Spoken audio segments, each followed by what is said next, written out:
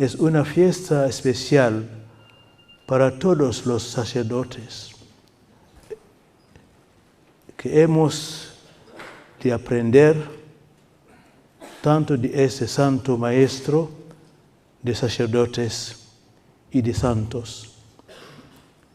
Y juntos damos gracias a Dios también porque nos ha reunido aquí en torno a un tema tan vital para nuestra vida y ministerio presbiteral, la fuerza del silencio. Después de mi libro Dios o Nada, he estado reflexionando profundamente sobre la importancia del silencio en la vida de todo ser humano y particularmente en la vida del cristiano. El fruto de estas reflexiones provocó la publicación de un nuevo libro que lleva por título La fuerza del silencio. Pero, ¿por qué escribir un libro sobre el silencio en una sociedad fascinada por el ruido? Hace tiempo conocí al hermano Vicente María de la Resurrección, monje de la abadía de Santa María de la Gracia, y jamás podré olvidar la belleza y la profundidad de nuestra relación espiritual. Esta belleza y profundidad fueron silenciosas porque el hermano Vicente no podía hablar. Sufría una esclerosis múltiple galopante. El hermano murió en abril 2016 a la edad de 37 años, antes de cumplirse los 2 años de nuestro primer encuentro. Hemos rezado juntos, hemos meditado juntos, hemos reído juntos, pero hemos hablado muy poco. Nos comunicábamos con la mirada, el silencio y la oración. Y yo decía en voz baja, y él movía los labios en señal de participación activa y de comunión. La dimensión humana y mística del silencio del hermano Vicente me ha marcado profundamente. Puedo decir que la fuerza del silencio ha nacido en la habitación de un gran enfermo, de un joven religioso que esperaba el cielo, con el cuerpo roto por los análisis médicos, aplastado por los golpes cada vez más violentos del sufrimiento, pero un cuerpo trascendido por el solo, por el único, por Dios.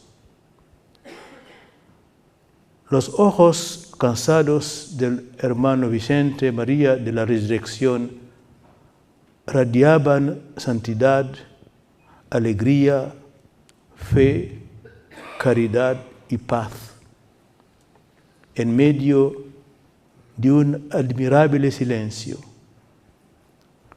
Precisamente lo que me sorprendía era la paz, la serenidad y la felicidad que brillaba en el rostro del hermano Vicente a pensar del enorme y terrible sufrimiento que le destruía literalmente.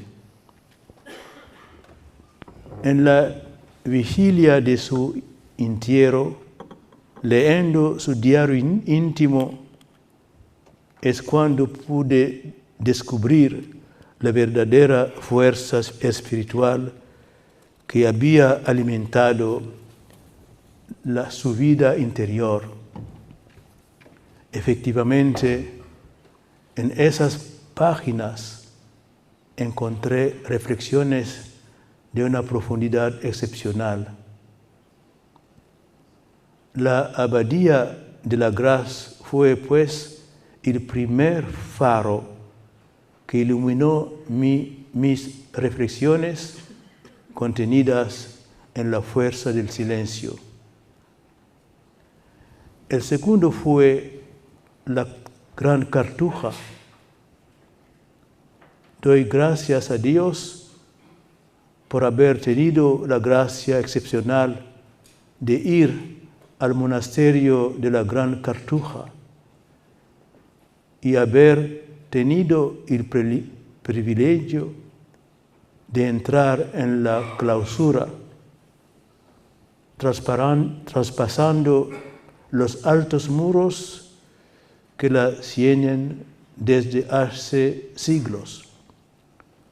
La Gran Cartuja es verdaderamente una casa de Dios. Ella nos encamina hacia el Altísimo y nos presenta ante Él.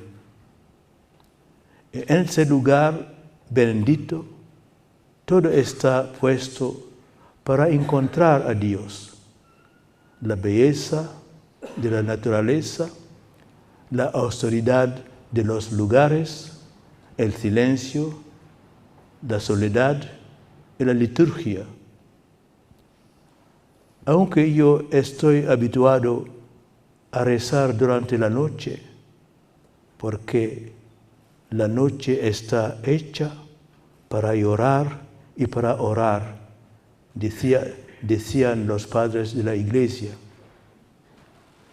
El oficio nocturno de la Gran Cartuja me impresionó profundamente. Una oración en la oscuridad, sin luz, a excepción de la del sagrario, la tienda del encuentro. La oscuridad era pura, el silencio era una presencia, la de Dios.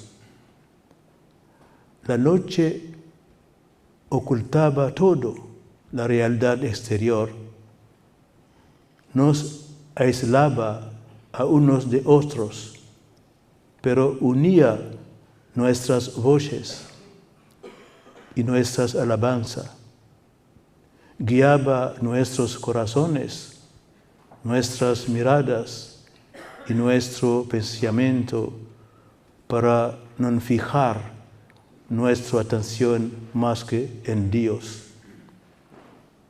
La noche es maternal, deliciosa y purificadora. La oscuridad es como una fuente donde somos lavados, pacificados y más íntimamente unidos a Cristo y a los otros. Pasar una buena parte de la noche orando es regenerador, nos hace renacer. Ahí Dios se convierte verdaderamente en nuestra vida, nuestra fuerza, nuestra felicidad, nuestro todo. Siempre he tenido una gran admiración por San Bruno, porque como Elías conducía muchas almas hacia la montaña de Dios para escuchar y ver la voz de un silencio sutil y dejarse interpelar por esa voz que nos dice: ¿qué hace aquí Elías? En efecto, el primer lenguaje de Dios es el silencio. Comentando esta rica y bella intuición de San Juan de la Cruz, Thomas Keating escribía en su obra Invitation to Love: todo lo que sigue es una pobre traducción. Para entrar en ese lenguaje debemos aprender a ser silenciosos y a descansar en Dios. Este tiempo actual es un momento oportuno para buscar el verdadero orden de nuestras prioridades. Es tiempo de poner a Dios en el centro de nuestras preocupaciones, en el centro de nuestros pensamientos, en el centro de nuestro actuar y de nuestra vida, en el lugar que solo Él debe ocupar. Así, nuestra vida cristiana podrá gravitar en torno a esta roca, fundamentarse en la luz de la fe y alimentarse en la oración, que es un momento de encuentro silencioso e íntimo, donde el hombre está cara a cara con Dios para adorarle y expresar su amor filial. Sin Dios, decía el beato Pablo VI, el hombre no es nada y no puede nada. Y al contrario, con Dios todo es posible. Por lo tanto, es necesario alabarle, darle gracias, adorarlo, celebrar sus maravillas que hace a nuestro alrededor y en nosotros. La existencia humana encuentra su relación con Dios. Es lo que se llama la dimensión vertical, sin la cual el hombre es irremediablemente mutilado. Sí, queridos sacerdotes, la verdadera urgencia es esta: encontrar el sentido de Dios. Y Dios, nuestro Padre, no se deja abordar más que en el silencio.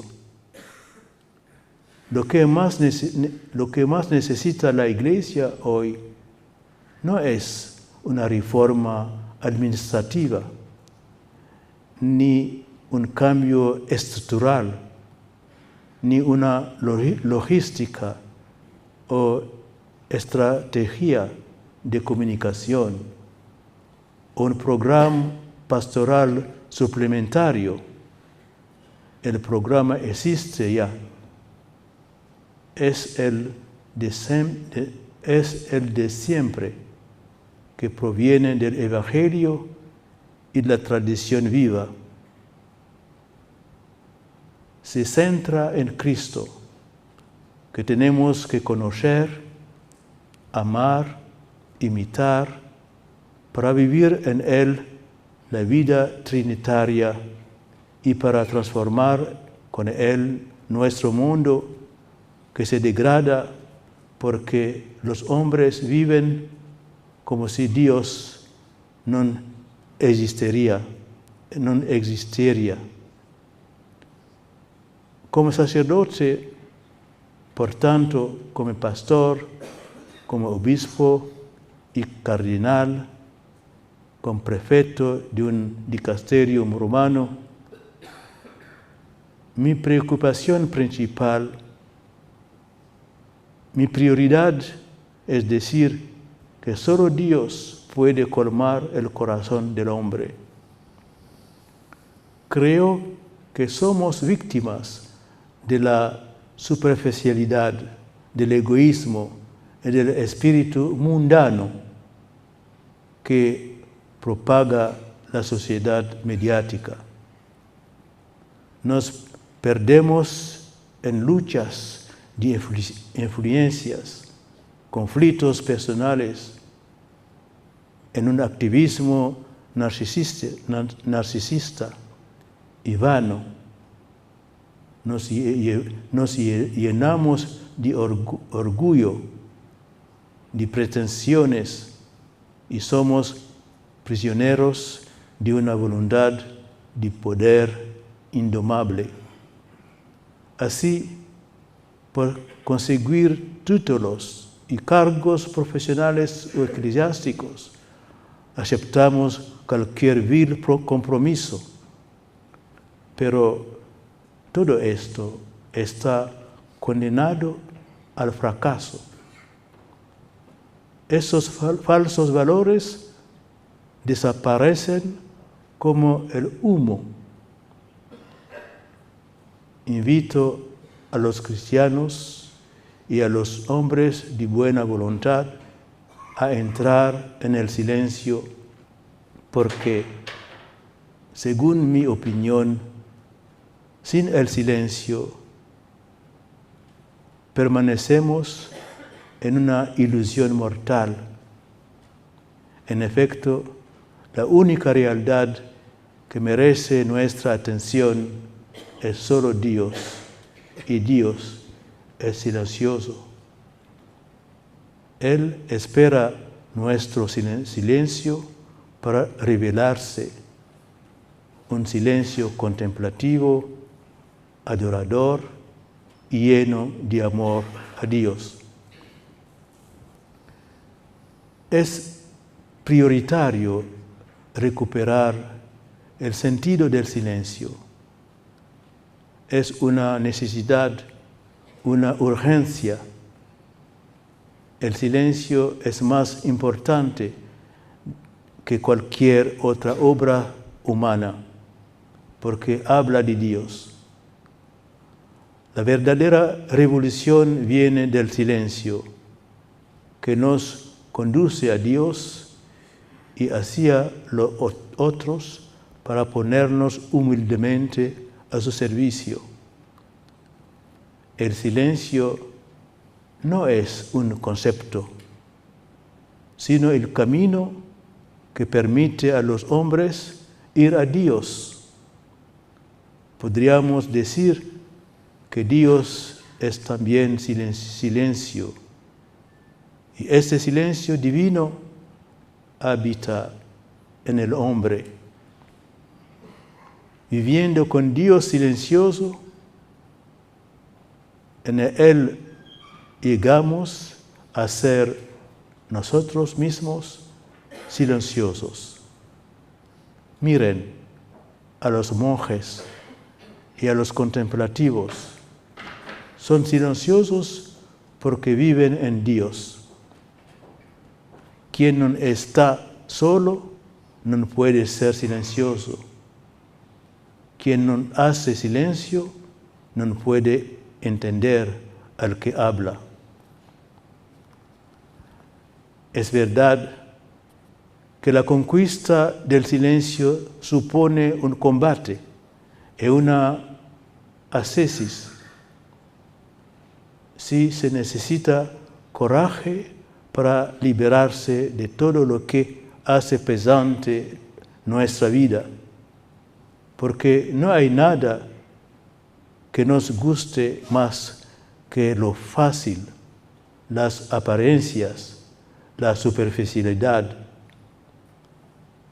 El hablador, llevado hacia lo exterior por la necesidad de hablar de todo, no puede, por menos más, que estar lejos de Dios, que es incapaz de una profunda vida espiritual.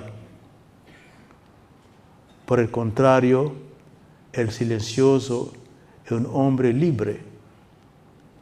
Ninguna dictadura podrá nada contra el hombre silencioso. Ningún poder puede arrastrar a un hombre silencioso.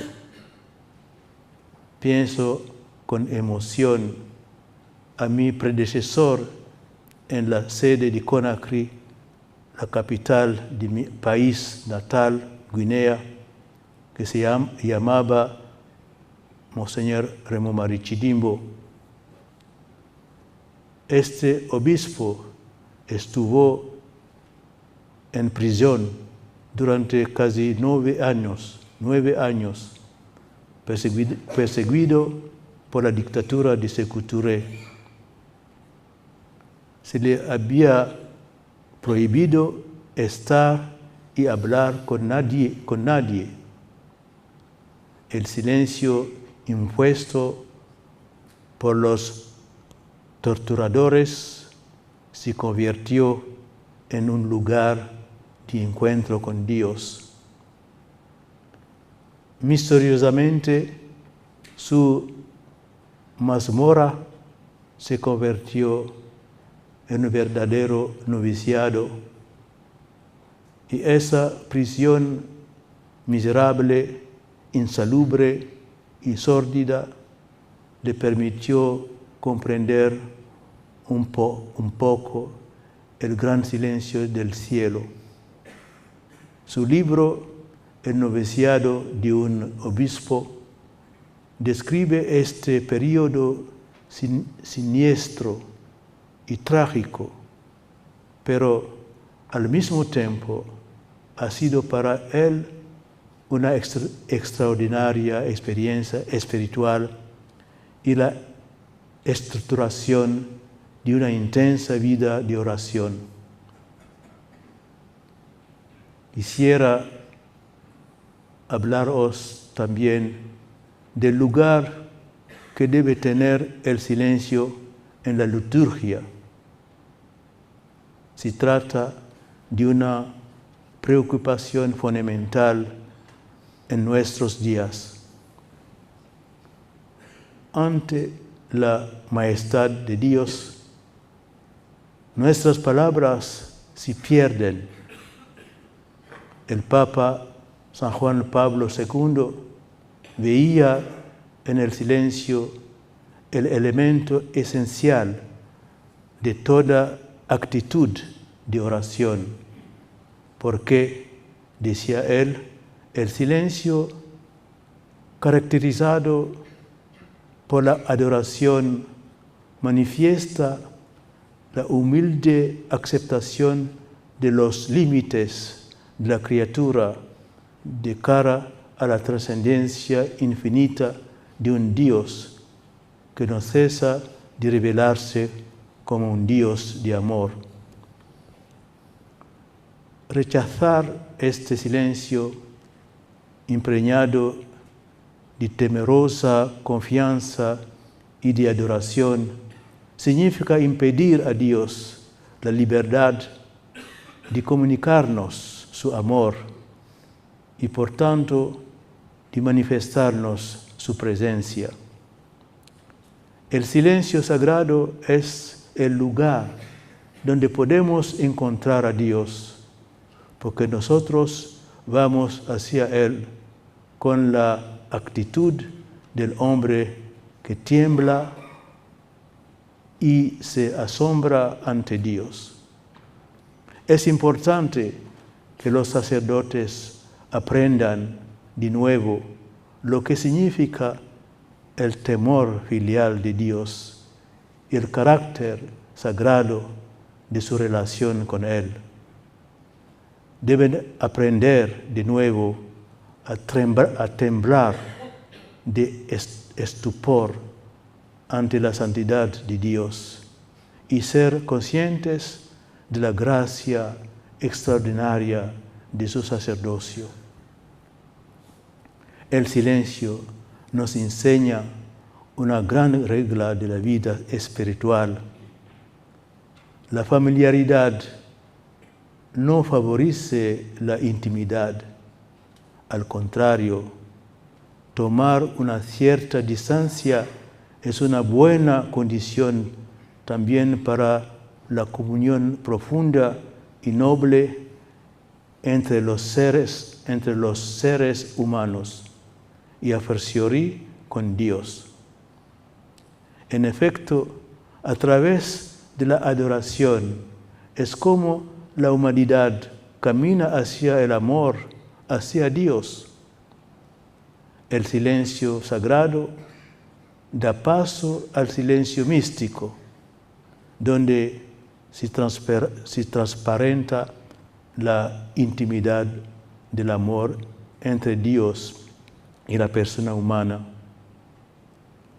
Bajo el yugo de la diosa razón, magnificada por los filósofos del iluminismo, hemos olvidado que lo sagrado y el culto son las únicas puertas de entrada a la vida espiritual. Yo no dudo en afirmar que el silencio sagrado, insigne e incomparable, es una necesidad esencial, inevitable, de toda celebración litúrgica, porque el silencio nos permite entrar en contacto con el misterio que se celebra. El Concilio Vaticano II subraya que el silencio es un medio privilegiado para favorecer la participación del pueblo de Dios en la liturgia. La solicitud pastoral de los padres conciliares vino a explicar y a manifestar lo que es verdaderamente la participación litúrgica, es decir, el acceso al misterio de Dios. Sin embargo, bajo el pretexto de poder aproximarse más fácilmente al Dios, algunos han querido que en la liturgia todo sea inmediatamente inteligible, racional, horizontal, fraternal y humano. Actuando así, se corre el peligro de reducir el misterio sagrado solo a buenos sentimientos. Así, bajo el pretexto de pedagogía, algunos presbíteros se permiten interminables comentarios insignificantes y puramente horizontales. Esos pastores tienen miedo que el silencio ante el Altísimo dañe a los fieles. Creen que el Espíritu Santo es incapaz de abrir los corazones a los misterios divinos mediante la infusión de la luz de la gracia santificante. El Papa San Juan Pablo II nos pone en guardia ante todo esto.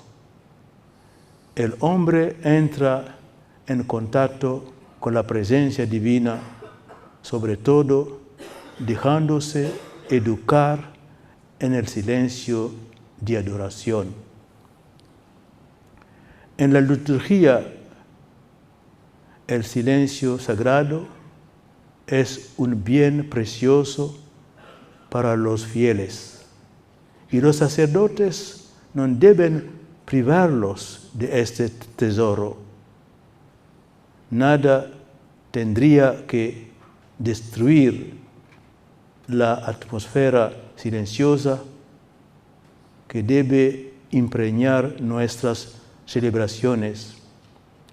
Sin embargo, para que la liturgia sea vivificada por el silencio sagrado, no basta con decretar momentos de silencio, sino que es una actitud del alma. No se trata de una pausa entre dos ritos, sino que el silencio mismo es un rito. En los ritos orientales, a diferencia del rito romano, no se prive tiempo de silencio durante la celebración de la divina liturgia. Ciertamente existe en esos venerables ritos y de manera intensa la dimensión apofática de la oración ante Dios, que es inefable, incomprensible, inaccesible. La divina liturgia constituye, en cierta manera, una inmersión en el misterio de Dios. Se celebra tras el iconostasio, que para los orientales es el velo que preserva el misterio. Entre nosotros, los latinos romanos, el silencio es un iconostasio sonoro. El silencio es una mistagogía que nos permite entrar en el misterio sin lastimarlo. En la liturgia, por tanto, el lenguaje de los misterios que se celebran es silencioso. El silencio no oculta, sino que revela profundamente. San Juan Pablo II nos enseña que el misterio se vela continuamente, se cubre de silencio para evitar que en el lugar de Dios se construya un ídolo. Yo afirmo que en nuestros días los cristianos corren un riesgo más o menos grande de hundirse en la idolatría. En efecto, prisioneros de numerosos discursos humanos ruidosos e interminables, tendemos a elaborar un culto a nuestro gusto, dirigido a un Dios hecho a nuestra imagen. Como afirma el cardenal Gottfried Daniels, la liturgia occidental, tal como es practicada, tiene como principal defecto ser demasiado habladora. A menudo las celebraciones son ruidosas, aburridas y agotadoras. Podemos decir que la liturgia está enferma y el síntoma más llamativo de esta enfermedad es la omnipresencia del micrófono. El micrófono es tan indispensable que algo se preguntan: ¿cómo ha sido posible celebrar los santos misterios antes de su invención? el ruido que proviene de fuera y nuestros propios tumultuosos interiores nos hacen extraños a nosotros mismos. El hombre que está permanentemente en el ruido no puede más que hundirse cada vez más en la banalidad. Lo que dice es superficial, hueco, y habla sin parar hasta que encuentra algo que decir. Sus palabras son una especie de mezcolanza o galimatías irresponsable entre bromas de más o menos buen gusto y palabras insulsas, incluso negativas, que provocan desorden, confusión, incluso hostilidad y rancor en quien las escucha. Con frecuencia salimos de estas liturgias ruidosas y superficiales sin haber encontrado a Dios y sin haber gustado la paz interior que el Señor nos quiere ofrecer. El silencio plantea el problema profundo de la liturgia. Esta no puede ser más que mística. Cuando hablamos de liturgia con un corazón invadido por el ruido, esta tendrá siempre un aspecto superficial y demasiado humano. El silencio litúrgico es una disposición esencial que necesitamos respetar. Es una conversión del corazón. Convertirse etimológicamente es volverse hacia Dios. No hay silencio verdadero en el marco de la liturgia si no estamos de todo corazón vueltos hacia el Señor. Es necesario convertirnos, volvernos hacia el Señor para mirarlo, contemplar su rostro y caer a sus pies para adorarlo. La liturgia privada de su alma contemplativa no es más que una ocasión de divisiones, de enfrentamientos ideológicos, de humillación pública de los débiles por parte de quienes pretenden mantener su autoridad en vez de ser el lugar de unidad y comunión en el Señor. ¿Por qué enfrentamos y descalificarnos?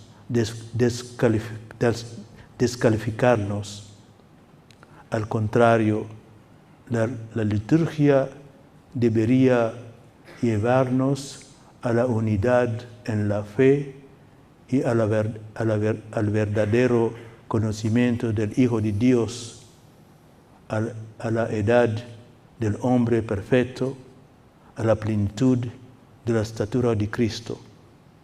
Así, viviendo la verdad en el amor, creceremos verdaderamente en Cristo para elevarnos en todo hacia Él, que es la cabeza de su cuerpo místico, la Santa Iglesia. Maltratar la liturgia, como hacemos a menudo hoy, equivale a alterar nuestra relación con Dios y la expresión de nuestra fe cristiana. Hoy día corremos el peligro de hacer daño tanto a la doctrina que alimenta la nuestra fe, como a la liturgia, que es la manifestación y la celebración de nuestra fe. Recordemos al respecto la afirmación del cardenal Charles Journet. La liturgia y la catequesis son los dos manillas de los alicates por las que el demonio quiere arrebatar la fe al pueblo cristiano y tomar el relevo de la Iglesia para aniquilarla, para desmoronarla y destruirla definitivamente. Todavía hoy el gran dragón está aguardando delante de la mujer, la Iglesia, preparado para devorar al Hijo. Si el demonio quiere oponernos los unos a los otros, en la corazón mismo del sacramento de la unidad y la comunión fraterna. Es hora de que cesen los desprecios, la desconfianza o la sospecha. Es momento de encontrar un corazón católico, es decir, uno y universal. Es tiempo de encontrar juntos la belleza de la liturgia, como nos recomienda el Santo Padre Francisco cuando decía en la homilía de la misa crismal del 28 de marzo del 2013. La belleza es presencia de la gloria de nuestro Dios, resplandeciente en su pueblo vivo y consolado. Me gustaría hacer mías las palabras llenas de fuerza y sabiduría de Romano Guardini en su obra Le Dieu vivant. Las grandes cosas se realizan en el silencio, no en el ruido, y la puesta en escena de acontecimientos exteriores, sino en el brillo de una mirada interior, en el movimiento discreto de la decisión, en los sacrificios y en las victorias ocultas, cuando el amor toca el corazón, cuando la acción solicita el espíritu libre. Los poderes silenciosos son los poderes verdaderamente fuertes. Nosotros queremos prestar nuestra atención al acontecimiento más oculto, el más silencioso, donde las fuentes secretas se pierden en Dios, inaccesibles a las miradas humanas. Quisiera terminar haciendo referencia a la figura que hoy nos congrega, San Juan de Ávila. Lo que he podido saber de este gran santo y doctor de la Iglesia me ha descubierto la sabiduría de un hombre de Dios entregado totalmente a su Iglesia en la atención especial a todos, particularmente a los sacerdotes de su tiempo. Su vida y testimonianza fue el mejor ejemplo para enseñar a otros, para acompañar espiritualmente a otros. Enseñó con sus palabras porque meditó la palabra de Dios. Fue maestro de oración porque estaba constantemente y oraba ante Dios. Fue un buen sacerdote porque celebraba los santos misterios con la profunda devoción que reflejan sus escritos. Él también valoró la fuerza del silencio para el hombre que quiere estar ante Dios en la liturgia, en el estudio, en la oración. Según él, quien ora, por tanto, quien celebra la liturgia, ha de estar recogido, centrado en silencio ante Dios. Por eso quiero terminar mis palabras con sus mismas palabras, recordando lo que decía en una de sus famosas plásticas. El recogimiento es un silencio en Dios.